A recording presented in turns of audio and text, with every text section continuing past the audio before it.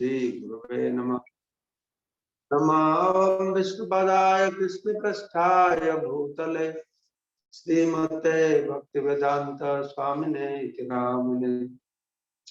नमस्ते सारस्वती देवे गौरवाणी प्रचारिणे निर्विशेष शून्यवादी पाश्चात्यदेशतारिणे वंशाकल्पतरुभ्यश्च कृपा सिन्धुभ्येव च पतितानां पावनेभ्यो वैष्णवेभ्यो नमो नमः। जय श्री कृष्ण चैतन्य प्रभु नित्यानंद श्री अद्वैत गदाधर शिवासादि श्री गौर भक्तवृंद। हरे कृष्ण कृष्ण कृष्ण हरे हरे, हरे राम राम राम हरे हरे।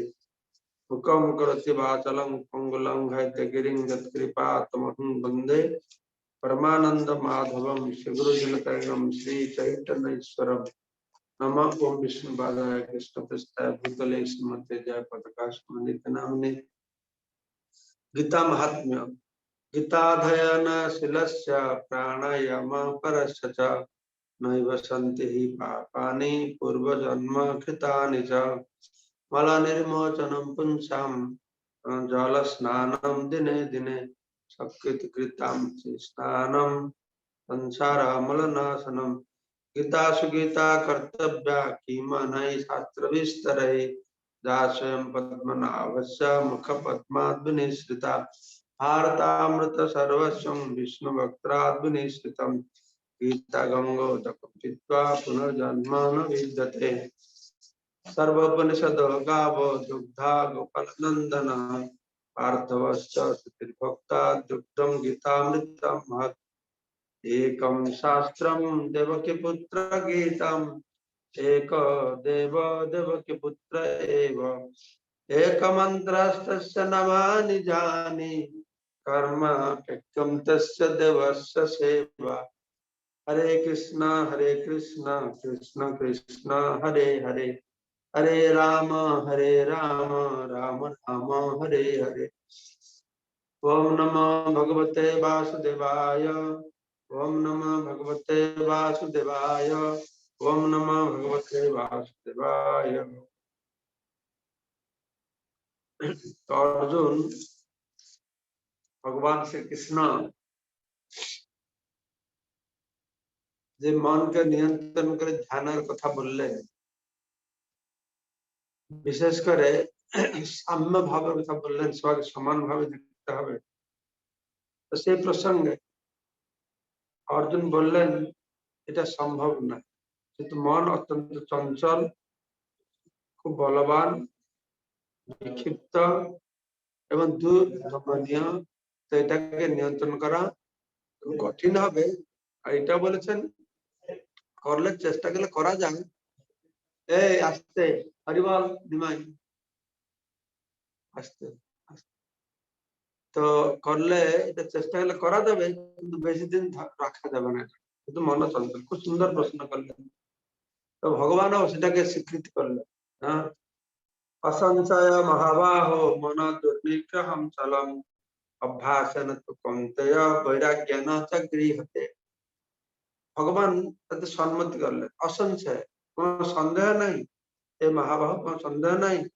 মন দুর্নিগ্রহ চলম, মন অত্যন্ত চঞ্চল, আর তাকে নিগ্রহ করা অত সহজ নয়, দুর্দমনীয়, কিন্তু এটা করা যাবে। উপায়টা কি না, অভ্যাস করতে হবে আর বৈরাগ্য, ভৌতিক বস্তুর প্রতি উদাসীন হতে হবে, তাহলে হবে। এইভাবে অভ্যাস, ভক্তি যোগের অভ্যাস এবং বৈরাগ্য, ভৌতিক বস্তু প্রতি বৈরাগ্য, এটা দ্বারা সম্ভব। আবার ভগবান এটাকে আরো দৃঢ়ীভূত করবার জন্য বলছেন অসংযতাত্মনা যোগ দুষ্প্রাপ্য ইতি মে মতিঃ পশ্চাৎমনাং তু যততা তততা শক্য অবাপ্তুম উপায়তঃ। এই শ্লোকটায় দুটো লাইনে দুটো কথা বলছে। একটা হচ্ছে অসঞ্জতাত্মা, একটা হচ্ছে বশ্য আত্মা। অসঞ্জতাত্মনা বশ্য আত্মনা মানে যার মন বশীভূত নয়, সংযত নয়, চিত্ত সংযত নয়, তার দ্বারা যোগ দুষ্প্রাপ্য। এই যোগ করা খুব অসম্ভব, বা তার পক্ষে যোগ আত্ম উপলব্ধি করা দুষ্প্রাপ্য। কিন্তু বশ্য আত্মনা, যারা মনকে চিত্তকে নিয়ন্ত্রণ করেছে, বশীভূত করেছে, তাদের পক্ষে সম্ভব, তারা পারবে। কিন্তু তারা কিভাবে পারবে? উপায়, যথার্থ উপায়কে অবলম্বন করতে হবে। যে মনকে নিয়ন্ত্রণ করলে হবে, উপায় তো হবে, যথার্থ উপায়কে অবলম্বন করতে হবে, যতটা যত্নশীল হতে হবে, চেষ্টা করতে হবে। জানা যাচ্ছে পারবে যতটা মানে চেষ্টা করবে, সচেষ্ট হবে, তাহলে তিনি অবশ্যই সিদ্ধি পাবে। মেমতি, এটা আমার, এটা ভগবান তার কনক্লুশন বলছে। তার উপসংহারে এটি বলছেন যে কোন মতে সম্ভব, অসংযত মনা, চিত্ত সংযত নয়, মন নিয়ন্ত্রিত নয়, কোন মতে সম্ভব নয়। কিন্তু বশ্যাত্মনা, যারা মনকে বশীভূত করেছে, নিয়ন্ত্রণ করেছে, সংযত করেছে, তাদের পক্ষে সম্ভব। কিন্তু মনকে নিয়ন্ত্রণ করে তাদেরকে চেষ্টা করতে হবে, যথার্থ উপায় অবলম্বন করতে হবে। এই দুটো জিনিস অত্যন্ত গুরুত্বপূর্ণ। এটা 36 নম্বর শ্লোকে, 35-36 এই দুটো শ্লোকে ভগবান এইভাবে বুঝালেন অর্জুন। সেক্ষেত্রে বর্ণনা করে বলা হচ্ছে যে ভগবান তার সিদ্ধান্ত দিচ্ছেন যে যোগ হচ্ছে খুব কঠিন। কার জন্য কঠিন? যার মন নিয়ন্ত্রণ নয়, অভ্যাস আর বৈরাগ্যের দ্বারা যার মন নিয়ন্ত্রণ নয়, অসংযত আত্মনা। অভ্যাস আর বৈরাগ্যের দ্বারা মন নিয়ন্ত্রিত আছে, তাদের কথা আলাদা। দেখেন অসংযত আত্মনা, যোগ তার পক্ষে যোগ দুষ্প্রাপ্য। তাদের মন অনিয়ন্ত্রিত। কেন অনিয়ন্ত্রিত? না অভ্যাস আর বৈরাগ্যের অভাবে।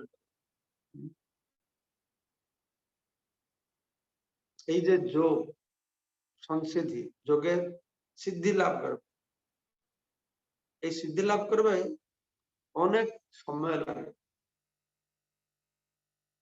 দুটো জিনিস বুঝতে হবে। একটা বলা আছে এমনি যে কোনো যোগের সিদ্ধি লাভ করতে হলে সময় লাগে, এটা সাধারণ। আরেকটা বুঝতে হবে যে যোগ মানে ধ্যান যোগের মাধ্যমে কিছু পেতে হলে অনেক সময় লাগে। জ্ঞান যোগের মধ্যে অনেক সময় অনেক জন্ম লাগে। জ্ঞানের মাধ্যমে ভগবানকে জানা পাওয়া অনেক বহু নাম জন্মানো, বহু জন্ম লেগে থাকে। আর ধ্যানের মাধ্যমে বহু বহু বছর লাগে। সেই জন্য ধ্যানটা সত্য যুগের এই যে অষ্টাঙ্গ যোগ, নিয়ম, আসন, প্রাণায়াম, বহু দিন লাগে। এই ধ্যানের মাধ্যমে মনকে নিয়ন্ত্রণ করা বহুদিন লাগে, অনেক সময় লাগে, তাকে অনেক চেষ্টা করতে হবে।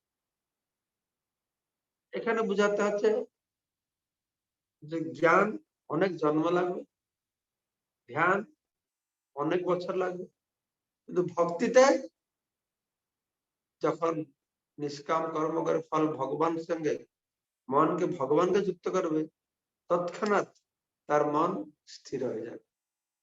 এটাই আমাদের আচার্যরা বোঝাতে চেষ্টা করছেন। তো এখানে বলা আছে বশ্যাত্মনা, মনকে নিয়ন্ত্রণ করবে কিভাবে না উপায়ত, সে নিরন্তর অভ্যাস করছে। তো ব্যাপার হচ্ছে একটা লোক যত বুদ্ধিমান হোক না কেন সে যোগে সিদ্ধি পাওয়া খুব মুশকিল যদি সে এই অভ্যাস আর বৈরাগ্য এই দুটো না করে। যে অভ্যাস অভ্যাস বৈরাগ্য না হলে অভ্যাস করতে, যত পণ্ডিত যত জ্ঞানী যত জানো না কিন্তু অভ্যাস করতে হবে। বৈরাগ্য অর্থাৎ ভৌতিক বস্তু প্রতি অনাসক্ত প্র্যাকটিস করতে হবে। এটা প্র্যাকটিস করতে হবে, অভ্যাস করো না প্র্যাকটিস করো।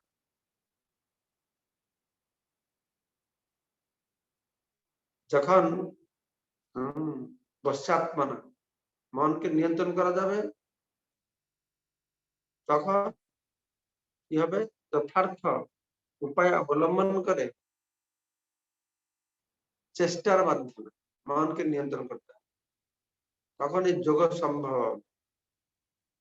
আর এখানে আমাদের আচার্যরা বলছেন আবার নিষ্কাম কর্মের কথা তুলে ধরে, নিষ্কাম কর্মের দ্বারা যোগ সম্ভব। কারণ নিষ্কাম কর্ম থেকে জ্ঞান হয়, জ্ঞান মানে আমার উপাসনা, এই মত ভগবান দিচ্ছেন। ঠিক আছে,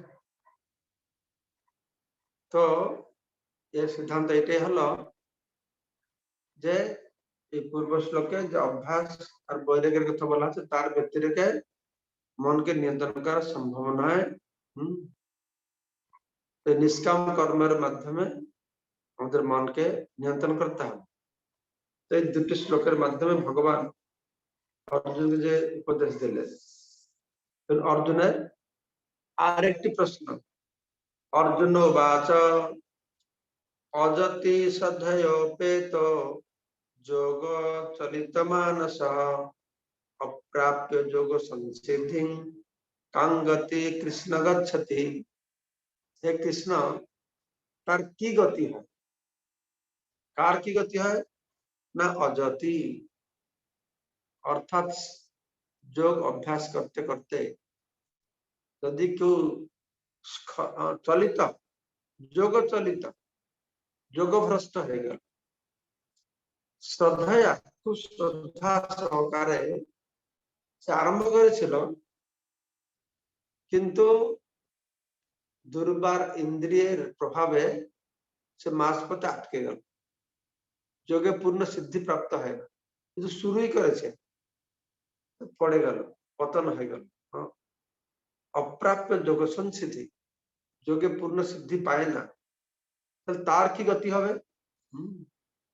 প্রথমে শ্রদ্ধা সহকারে যোগযুক্ত থাকার পরে চিত্ত চাঞ্চল্যতা জন্য সিদ্ধি লাভ করতে সমর্থ হলো, সেই ব্যর্থ যোগীর কি গতি হবে? বলা আছে ক্বচিৎ ন উভয় বিভ্রষ্ট ছিন্ন অভ্রম নশ্যতি অপ্রতিষ্ঠা মহাভাব বিমূঢ় ব্রহ্মণপথি। তো এইভাবে সে যোগভ্রষ্ট হয়, বিমূঢ় ব্রহ্মণপথি, ব্রহ্মলাভের পথে বিমূঢ় হয়। সে কি উভয় বিভ্রষ্ট, উভয় মানে ভৌতিক জীবনটাও গেল আধ্যাত্মিক জীবনটাও এদিকে ভৌতিক জীবনে তার উন্নতি হলো না, ভৌতিক জীবনকে ছেড়ে আধ্যাত্মিক জীবন প্রবেশ করলো, আধ্যাত্মিক জীবনে পূর্ণতা লাভ, তাহলে সে কি অভ্রম ইব, অভ্রম মানে মেঘের মতন ছিন্ন অভ্রম, পুরো নষ্ট হয়ে যাবে। হচ্ছে কি ছোট ছোট মেঘ মিলিয়ে একটা বড় মেঘ, ছোট ছোট মেঘ যদি জোরে বায়ু বইবে সে কোথায় মিলিয়ে যাবে, তার অস্তিত্বই থাকবে, তাই না? ঠিক সেই রকমই এই যোগী, হ্যাঁ, যে অযতি, হ্যাঁ, ব্যর্থ যোগী প্রভুপাদ বর্ণনা করছে, ব্যর্থ যোগী। তো তার কি গতি হবে? সে কি পুরো শেষ হয়ে যাবে, না কিছু ফল হবে, কিছু পাবে? সে তো বিশ্বাস করে, সে ভণ্ডামি করে নয়, সে দৃঢ় বিশ্বাস করে, বিশ্বাসের সঙ্গে শুরু করেছে, ও ভণ্ডামি করছে না, তার বিশ্বাস আছে, কাজটা শুরু করেছে, কিন্তু মাঝপথে কি হচ্ছে, হ্যাঁ, সে যোগভ্রষ্ট হয়ে গেছে, মন চিত্ত চাঞ্চল্য হয়ে গেছে, স্বাভাবিক হয়ে গেছে, হ্যাঁ? তো তাহলে কি হবে, তার গতি কি হবে? তো ভগবান তো বলেছেন যে অভ্যাস আর বৈরাগ্যের দ্বারা যোগ সাধন করা যাবে, হ্যাঁ? কিন্তু কি হবে, কেউ সে মানে দৃঢ়তার সঙ্গে বৈরাগ্য, হ্যাঁ, আরো অভ্যাস করতে পারে, তার কোনো বিশ্বের প্রতি অনাসক্তি আসছে না,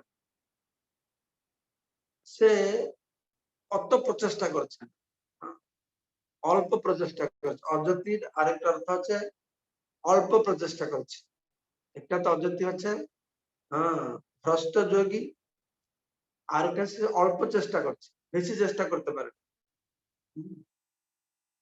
অল্প চেষ্টা করছে।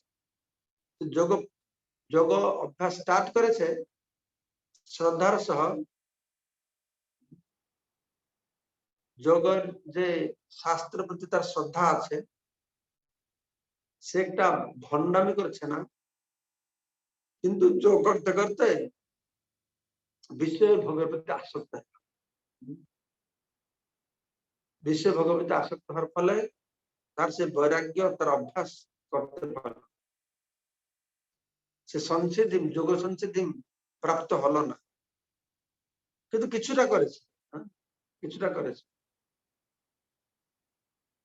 তার প্রাথমিক স্তর সে প্র্যাকটিস করছে, অভ্যাস করছে, তার কি হবে, হুম?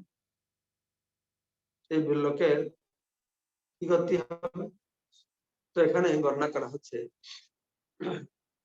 নিষ্কাম কর্মযোগের কথা আমরা আলোচনা করেছিলাম, সেখানে ভগবান বলেছিলেন নয় অবিক্রম না আসস্তি, অল্প একটু নিষ্কাম কর্ম করলে, শুরু করলে তার বিনাশ নেই, হ্যাঁ, আর কুফলও নেই। তো নিষ্কাম কর্মের সময় এটা বলা হয়েছিল, নিষ্কাম কর্মের মধ্যে জ্ঞান আছে, এবং নিষ্কাম কর্ম করলে আত্মজ্ঞান হবে, অষ্টাঙ্গ যোগ করলে আত্মাকে দর্শন করবে, ঠিক আছে? নিষ্কাম কর্ম, জ্ঞান, অষ্টাঙ্গ ধারাবাহিক ভাবে একটা একটা চলে যাচ্ছে।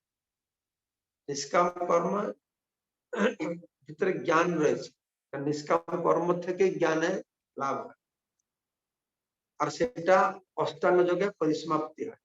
অষ্টাঙ্গ যোগের মাধ্যমে সে পরমাত্মাকে দর্শন করে, তার মাধ্যমে সমস্ত দুঃখ দূরীভূত হয়, আর এটি হচ্ছে আত্মাকে, পরমাত্মাকে দর্শন করার পন্থা। তো ভগবান পূর্বে আমরা শুনেছি তিনি বলেছেন নিষ্কাম কর্মযোগের কথা, নহি অবিক্রম না আসক্তি প্রত্যবান বিদ্যতে। তো এখনই অর্জুন আবার জিজ্ঞাসা করছে, আবার শুনবার জন্য, আবার কনফার্ম করছে, তো এই আত্ম উপলব্ধি, নিষ্কাম কর্মের মাধ্যমে আত্ম উপলব্ধি করা যায়, আমরা প্রথমে শুনেছি। তো এবং এই বৈরাগ্য আর অভ্যাস, এখানে বলা হলো আত্ম উপলব্ধির জন্য নিষ্কাম কর্ম, বৈরাগ্য আর অভ্যাস এটা করতে হবে। তো যদি কেউ অল্প করে বা পারে ওঠে না, তাহলে তার কি করতে হবে? তো সে কি প্রশ্ন করেছে অর্জুন, সে কি ছিন্ন মেঘের মতো একবার নষ্ট হয়ে যাবে না? মানে একুল গেল আর অকুল গেল, দুই কুল গেল। কিন্তু এখানে বলা আছে কি উভয়, দুই দিকটা বিভ্রষ্ট, ভ্রষ্ট বিভ্রষ্ট। ভ্রষ্ট মানে নষ্ট হয়ে গেল, বিভ্রষ্ট মানে সম্পূর্ণ নষ্ট হয়ে গেল। এদিকে ভৌতিক দিকে কিছু পেল না, আধ্যাত্মিক দিকেও কিছু পেল না। বিমূঢ় ব্রহ্মণ পথি, তা ব্রহ্ম লাভের পথে সম্পূর্ণ মূঢ়। তো কি সে কি নষ্ট হয়ে যাবে না? এরকম জিজ্ঞাসা করছে। যদি দুই দিকে যে কর্মটা হলো না, যোগটাও হলো, কোন দিকে হলো? সে কি এরকম মেঘের মতন, ছিন্ন মেঘের মতন, ছিন্ন মেঘের মানে বড় মেঘ থেকে এটা ছিঁড়ে পড়ে গেল, তাহলে সে মেঘটা হাওয়াতে আর তার কোনো অস্তিত্বই থাকবে, তো কি সেরকম অবস্থা হয়ে যাবে তার? এরকম জিজ্ঞাসা করছে। একটা শ্লোক আছে, ভগবান বলবে যে যদি কেউ ভগবত ভক্তি করছে,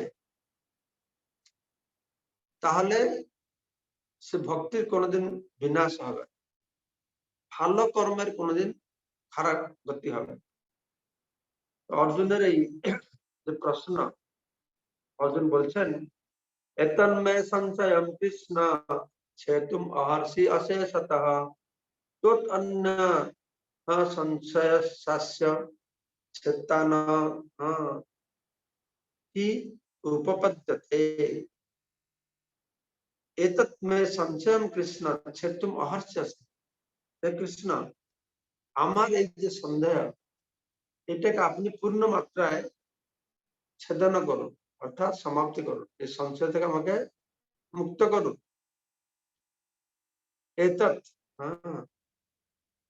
এই যে সংশয়, তো এটা আমাকে আপনি মুক্ত করুন।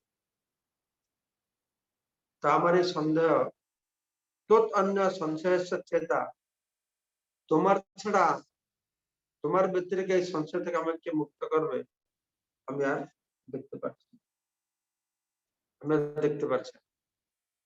তখন ভগবান উত্তর দিলেন, পার্থ, পার্থ নৈব ইহ, পার্থ নৈব, পার্থ নৈব ইহ ন অমূত্র। হে পার্থ, ইহ ন অমূত্র, ইহলোকে বা পরলোকে বিনাশ তস্য বিদ্যতে, এর কোন বিনাশ নেই। যে যোগী যোগ সাধনা করে, যতটা এগিয়ে গিয়েছে, তার কোন বিনাশ হবে না। নহি কল্যাণকৃত কশ্চিৎ দুর্গতিং তাত গচ্ছতি। এ বৎস, কল্যাণকর কাজ, মঙ্গলকর কাজে করলে কোনোদিনই দুর্গতি হবে না। ভালো কাজ করলে সবসময় সে ভালো ফল, আমি ভালো কর্ম করি সবসময় ভালোই ফল। এইভাবে ভগবান বলছেন, ভাগবতে তাই বলা হয়েছে, त्यक्त्वा स्वधर्मं शरणाम्बुजं हरे भजन पथ पतत যদি যত্র কোবা অভদ্র অমুষ্যম কিং কো বা অর্থ আপ্তা অভজতাং সুধর্মতা ভজন অপক্বত त्यक्त्वा সুধর্মম। তার ভৌতিক কর্ম ধর্ম সব ত্যাগ করলো, ত্যাগ করে সে হরি ভজন করা শুরু করে দিয়েছে। সংসার ধর্ম, দেশ ধর্ম, জাতি ধর্ম, আর যে যে ধর্ম করলে স্বর্গ পাওয়া যায়, বর্ণাশ্রম ধর্ম, सब धर्म परित्याग करे त्यक्त्वा स्वधर्मम त्याग करे चरणाम्बुजम हरे हरि चरणम कमले आश्रय नेल किंतु भजन अपक्व अथ पतित तो जति भजन परिपक्वता लाभ करे अपक्व अवस्था यदि पतित तत्व जति पतन हो गल ये जोग भ्रष्ट कथा बोला तो जत्र कोबा भद्र ताते कि लस আছে ताते কোনো ক্ষতি নাই কিন্তু जो ভালো সুধর্ম পালন করছে কিন্তু অভজতাম হরিভজন করছে তাতে কি লাভ আছে ভালো নীতি নিয়ম নিষ্ঠা ধর্ম পালন করছে সব কিছু করছে কিন্তু হরিভজন করছে তাতে কোন লাভ নেই সব ত্যাগ করে হরিভজন করছে নিষ্কাম কর্ম করছে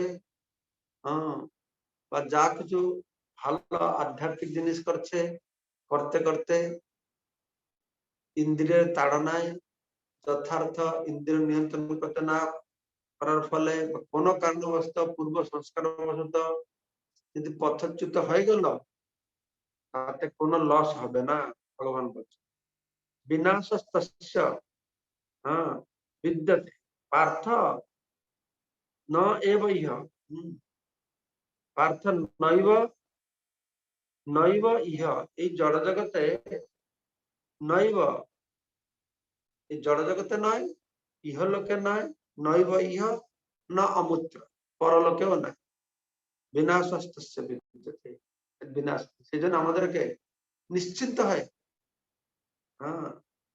এই ভগবত ভক্তি করতে আর সবসময় চেষ্টা করতে হবে আমরা নিষ্কাম কর্ম করি জ্ঞানে থাকি যোগে থাকি ভক্তি থাকি সবসময় ভালো কাজ করবে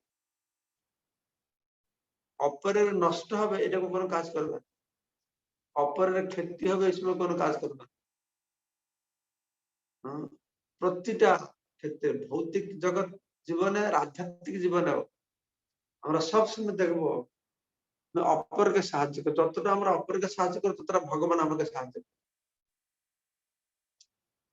পরের মঙ্গল পরের উপকার ভারত ভূমিতে মনুষ্য জন্ম হইল যার জন্ম সার্থক করে করা বড় উপকার সবসময় পরের উপকার করতে চেষ্টা করতে পরের যথার্থ উপকার হবে তাকে যদি আমরা ভক্তি কথা বলতে পারি ভগবান নাম করাতে পারি আর ভগবান নাম করাবো ভক্তি করবো বলে তাকে যত্ন করবো না তা নয় তার ভৌতিক যত্নও করতে হবে এই সব দেখতে হবে কল্যাণকৃত নয় কল্যাণকৃত কশ্চিৎ দুর্গতি কল্যাণ কর মঙ্গলময় কর্মের কোন সময় দুর্গতি হবে না তাই এইভাবে আমরা নিশ্চিন্ত ভাবে এই ভক্তি জীবনে থেকে ভক্তি করতে পারি আমরা সিদ্ধি পাবো না সিদ্ধি পারলে পরে কি হবে সেটা ভগবান কৃষ্ণ বলবেন সে জিজ্ঞাসা করছে এটা কি মেঘের মতন কিছু নষ্ট হয়ে যাবে তো ভগবান কি বলবেন সে কথা আগামীকালকে আমরা শ্রবণ করবো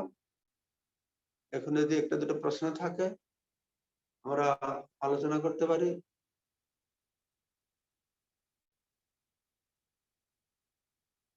কোনো প্রশ্ন নেই আজকে শিক্ষা দাস আনমিউট করুন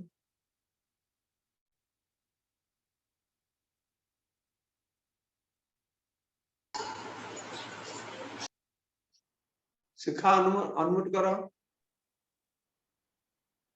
হরে কৃষ্ণ মহারাজ ধন্যবাদ প্রণাম মহারাজ এখানে যে 40 নম্বর শ্লোকে বলেছে যে শুভানুষ্ঠানকারী পরমাত্মবিদদের ইহলোক ও পরলোকে কোনো দুর্গতি হয় না মানে দুর্গতি মানে যারা শুভ অনুষ্ঠানের কাজ করে তাদের মানে এই ইহলোক বা পরলোকে মানে তাদের কোনো ক্ষতি হয় না বা তাদের কোনো অবনতি হয় না এই রকম বলা হয়েছে এই সম্পর্কে যদি একটু বলেন কি বলা হচ্ছে কি প্রশ্নটা কি মানে শুভানুষ্ঠানকারী মানে পারমার্থবিদদের যারা মানে ইহলোক ও পরলোকে কোনো দুর্গতি হয় না মানে 40 নম্বর শ্লোকের যে অনুবাদ যেটা আছে এর অর্থ হচ্ছে পারমার্থিক দিকে যে যতটুকু করবে সেই ততটুকু তার ভালো থাকে ঠিক আছে প্রতিবন্ধক হওয়া আর দুর্গতি হওয়া আলাদা। প্রতিবন্ধক আসতে পারে, প্রতিবন্ধকটা অতিক্রম করাই আমাদের সাধারণ না। এখানে বলা হচ্ছে যে পারমার্থিক দিকে যতটুকু উন্নতি করছে সেটা তার নষ্ট হবে, সেটা তার থেকে যাবে, তার সে ভালো গুণটা থাকবে, সে পরজন্ম সেটা নষ্ট হবে। এইরকম যেরকম এই জীবনে যদি কেউ 10 ক্লাস পাস করেছে, পরের জীবনে যদি মনুষ্য জন্ম পায়, সে কি 11 ক্লাস জয়েন করবে না ক্লাস 1 থেকে শুরু করবে? ক্লাস 1 থেকে শুরু করবে, 11 ক্লাস জয়েন করবে। পারমার্থিক জীবনে কি হবে? এই জীবনে 10 পয়েন্ট পেয়েছে, 100 পয়েন্টে উঠতে হবে। এই জীবনে 10 পয়েন্ট পেল, তো পরের জীবন থেকে ওই 11 থেকে শুরু করবে, তখন নষ্ট হবে না। সেই প্রকারের দুর্গতি তার, ঠিক আছে। বিদ্যুৎ সাহা বলুন, অনমিউট করুন বিদ্যুৎ সাহা। হরে কৃষ্ণ, দণ্ডবত প্রণাম প্রভু। প্রভু, এই যে 37 নম্বর শ্লোকে যোগ সংসিদ্ধিং, এই শব্দটা এখানে অর্থে বলছে যোগের সম্যক ফল, এটা একটু যদি বিশ্লেষণ করতেন। এটা বলা হচ্ছে কি, যারা যোগ সাধনা করতে করতে পতন হয়ে গেল, তো স্খলিত হয়ে গেল, তখন কি হলো না, অপ্রাপ্ত যোগ সিদ্ধি, মানে যোগের পূর্ণ ফলটা পেল না তার। বুঝতে পারছো? যোগের যে পূর্ণ সম্যক সিদ্ধি সংসিদ্ধি, সিদ্ধি সংসিদ্ধি, সিদ্ধি মানে সিদ্ধি লাভ করলো, ফল পেল, সঞ্চিত সম্যক ফল মানে পূর্ণ ফল, তাকে বলে সংসিদ্ধি। ঠিক আছে, আচ্ছা, হরে কৃষ্ণ। সদাযোগী রাম প্রভু।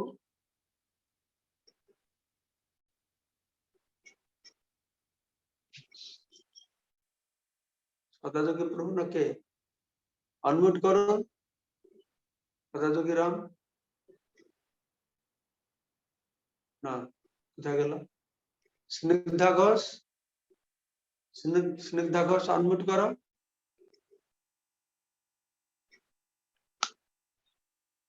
আপনাকে অনমিউট করতে হবে তো।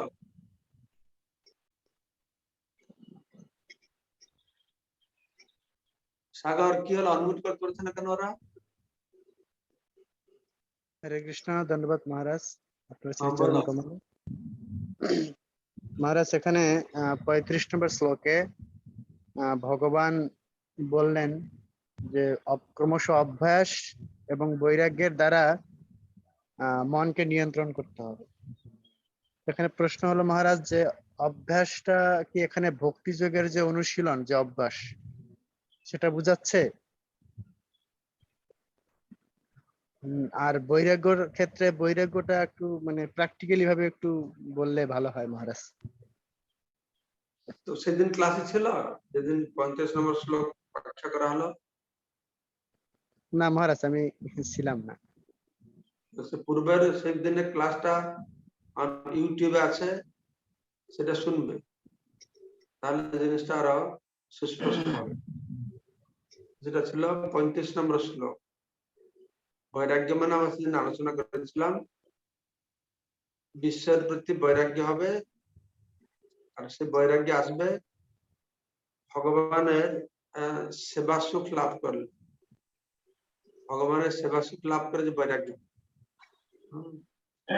তো বলা হয়েছিল মনকে নিয়ন্ত্রণ করা কঠিন, দেখেন ভগবান বলছেন মনকে নিয়ন্ত্রণ করা যাবে। তো বৈরাগ্য, বৈরাগ্যটা কোথা থেকে এসেছে সেদিন আমরা আলোচনা করলাম। আমাদের ভোগ্য বিষয়বস্তুর মধ্যে যে খারাপ জিনিসটা রয়েছে সেটাকে বুঝে যে বৈরাগ্যটা আসবে। ঠিক আছে, আমি সেদিন দৃষ্টান্ত দিলাম, আমার পেট ভরে গেছে, বৈরাগ্য।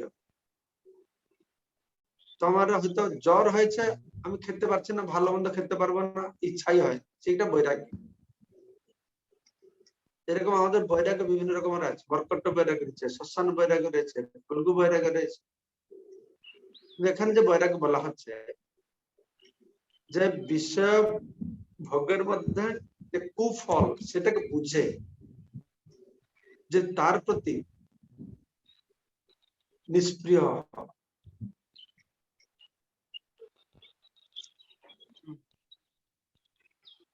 এবং আত্মাকে সে বুঝতে পেরেছে।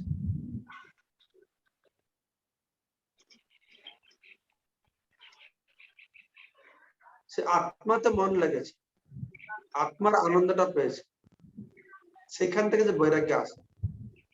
পরম দৃষ্টা নিবর্তন, পরম বস্তুর আস্বাদন করে এই নিকৃষ্ট বস্তুর প্রতি যে বৈরাগ্য আসছে, সেই বৈরাগ্যের কথা বলা হয়। সেখানে আত্মার প্রতি ফোকাস করা হচ্ছে, আত্মাতে আনন্দ পাচ্ছে, তার ফলে যে বৈরাগ্য আসছে, সেই বৈরাগ্যের কথা বলা হয়। ঠিক আছে, আর অভ্যাস করতে হবে।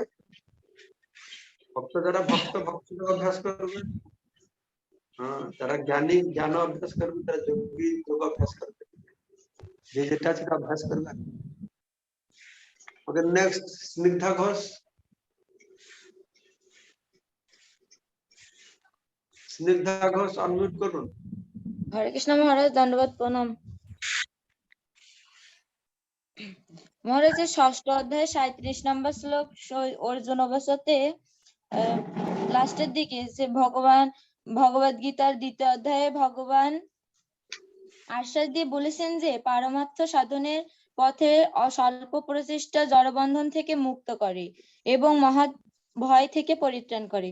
এই মহৎ ভয়টা কি বোঝাচ্ছে মহারাজ? মহৎ ভয় আছে মৃত্যু। সমস্ত ভয়ের মধ্যে সব থেকে বড় ভয় হচ্ছে মৃত্যু, আর ভয় হচ্ছে এই সংসার সাগরে থাকা। এটা হচ্ছে সব থেকে ভয়। ঠিক আছে, তা আমরা মৃত্যু পারমার্থ সংসার সাধন চক্র। করলে কি আমাদের মৃত্যু হবে না? না, কেন মৃত্যু হবে? জন্ম তো হবে না, মৃত্যু হবে কি করে? জন্ম হলে না মানে মৃত্যু হবে? জন্মই তো। পারমার্থ সাধনে স্বল্প প্রচেষ্টা করলেও আমাদের মানে জন্ম মৃত্যু বন্ধনে আশা লাগবে না, সেটা বোঝাতে না, যাচ্ছে। হ্যাঁ। আচ্ছা, নেক্সট বলরাম মুরারি প্রভু।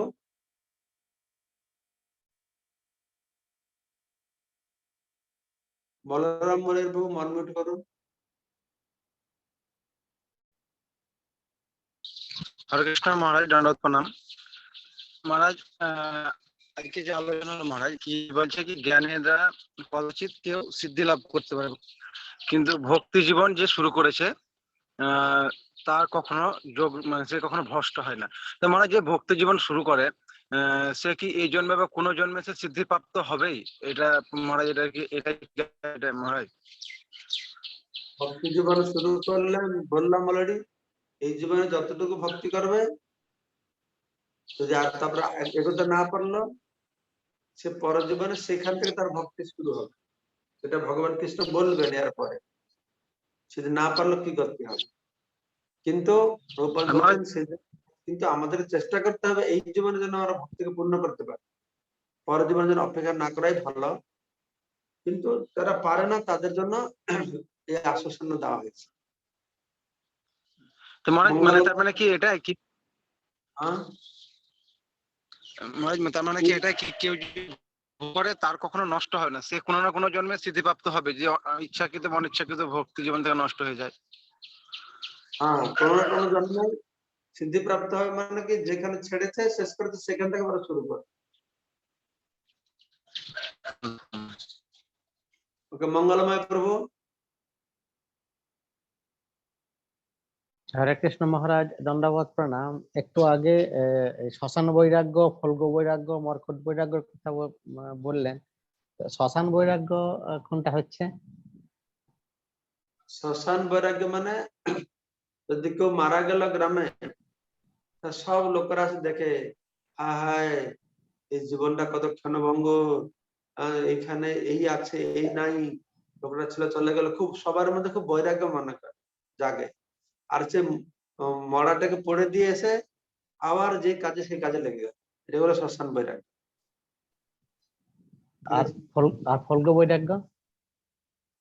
ফল্গু বৈরাগ্য মানে সে উপরে ফল্গু নদী, উপরে সুখ নদী, ভিতরে জল ভরা, ফল্গু বৈরাগ্য উপরে দেখা যাচ্ছে খুব বৈরাগী, কিন্তু মনের ভিতরে বহুত কামনা বাসনা রয়েছে, তাকে বলে ফল্গু বৈরাগ্য। মর্কট বৈরাগ্য হচ্ছে সে বান্দরের মতন, বান্দর যেরকম ঘর নাই বাড়ি নেই, গাছে গাছে ঘুরে বেড়ায়, ফলমূল খেয়ে থাকে, মুনি ঋষিদের লেংটা লেঙ্গুরটি আছে, কৌপিন আছে, আর কৌপিনীয় নাই, মনে বড় যোগী, কিন্তু ভিতরে পুরো কাম বাসনা ভর্তি রয়েছে, তাকে বলে মর্কট বৈরাগ্য। সেজন্য আমাদেরকে বলা যায় যুক্ত বৈরাগ্য করো। যুক্ত বৈরাগ্য মানে আমরা ভগবান শ্রীকৃষ্ণের সেবায় নিজেকে যুক্ত রেখে যে বৈরাগ্য, তাকে বলা হয়। পূর্ণেশ গৌর প্রভু।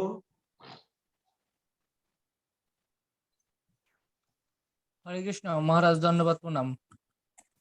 মহারাজ, এই যে ভক্তি জীবন শুরু করলে, আমরা যদি অল্প শুরু করি তাইলে কি আমাদের মনুষ্য জন্ম কি নিশ্চিত? সেটা ভক্তি জীবন শুরু করলে সে জমালে দেখবে না, মানুষ যেন পেতে পারে। আরো একটা আছে, ভক্তি করতে করতে হয়তো ভক্তি করছে, এরকম কোনো কাজ করেছে, সে হয়তো শুয়োর হবে, কুকুর হবে। এই দৃষ্টান্ত আমরা শুনছি। ধামে হয়তো শুয়োর হয়ে জন্ম লাভ করবে, ধামে কুকুর হয়ে জন্ম লাভ করবে, তখন বৈষ্ণবদের উচ্ছিষ্ট প্রসাদ পেতে সে আবার ভগবান ধামে আবার ভক্তিতে উন্নতি হবে, এটা হতে পারে। ঠিক আছে, ভক্তিতে যুক্ত ভগবান বলছেন যদি কেউ যোগ করতে করতে পতন হয়ে গেল, তাকে ভগবান আর সুযোগ দেবে। এরপরে আমরা শুনবো সে ভালো যোগী ঘরে জন্ম হবে, সম্ভ্রান্ত ঘরে জন্ম হবে, এটা ভগবান বলছেন। যোগ সাধনা করতে করতে। হরে কৃষ্ণ মহারাজ, দণ্ডবত প্রণাম। মহারাজ, এই গীতাতে তো স্পষ্ট করে ভগবান বলছে যে ভক্তের বিনাশ নাই। এই জেনারেশনে যদি কেউ ভক্তি জীবন পালন করতে করতে তার কোনোভাবে পতন হয়ে যায়, তাহলে সে পরবর্তীতে আবার সুযোগ পাবে। কিন্তু আমাদের ভিতরে এই ভয়টা কেন কাজ করে যে যদি আমার এই ভক্তি জীবন আমি নিজের টেকায় না রাখতে পারি, আমার কি হবে? এই ভয়টা না, ভয়টা সবসময় থাকা ভালো। এই ভয়টা থাকা ভালো যে এই যে ভক্তি জীবন থেকে এদিক ওদিক হয়ে যায়, এখানে ভয়টা তাহলে সতর্কতা অবলম্বন করে, বুঝতে পেরেছ? ভয় না থাকে তাহলে খামখেয়ালি হয়ে যাবে, ও আমার কোনো চিন্তা নেই। না, আমরা ভগবানের আশ্রয় রয়েছে, আমরা ভালো আশ্রয় আছি, ঠিক আছে, কিন্তু প্রহ্লাদ মহারাজেরও ভয় করছি। প্রহ্লাদ মহারাজ বলছেন আমি কোনো কিছুকে ভয় করি না, একটা জিনিসকে ভয় করি যে এক মুহূর্ত কৃষ্ণ বিস্মৃতি। সেই জন্যই আমাদের মনের মধ্যে এই ভয়টা থাকলে ভালো, তাহলে আমরা সতর্ক থাকবো, সবসময় সাধ্যের সঙ্গে থাকবো। এটা প্রচেষ্টা উপায়, এই দুটো শব্দ ভগবান ব্যবহার করেছেন। তো সেই জন্যই আমাদের থাকা ভালো। ঠিক আছে, ওকে, হয়ে গেল, আজকে অনেক সময় হয়ে গেল। আজকের এই গীতামৃত অনুষ্ঠান যোগদান করবার জন্য সবাইকে অশেষ ধন্যবাদ। আমি এখানে চলে যাব, এটা জমি দেখে খড়িকা যাব, সেখানে আমাদের জমিনে আছে স্কুল তৈরি হবে। তারপরে 25-26 তারিখে কলকাতা হয়, তারপরে মায়াপুরে চলে যাব, সেখানে আমাদের উৎকল সম্মিলন যোগদান করব। তো সবাইকে অশেষ ধন্যবাদ। বাঞ্ছা কল্পতরুভ্যশ্চ কৃপা